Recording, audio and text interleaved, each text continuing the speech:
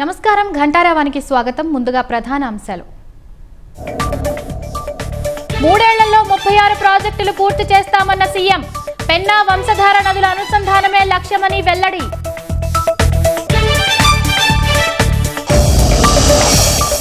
Speed of doing వల్లే రాష్ట్రానికి భారీగా పెట్టుబడులు. యువతకు ఉపాధి కల్పనే ధ్యేయమన్న మంత్రి లోకేష్.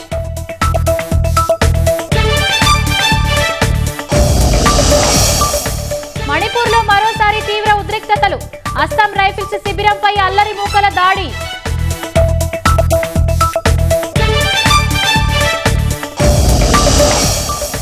అయోధ్య రామాలయ సీఈఓ పోస్టుకు భారీ స్పందన. నోటిఫికేషన్ విడుదలైన 24 గంటల్లోనే 1000కి పైగా దరఖాస్తులు. ఇరాన్ నౌకాశ్రయాలను మళ్లీ దిగ్బంధించిన అమెరికా. 7 గంటల వ్యవధిలో అనేక లక్ష్యాలపై భీకర దాడులు.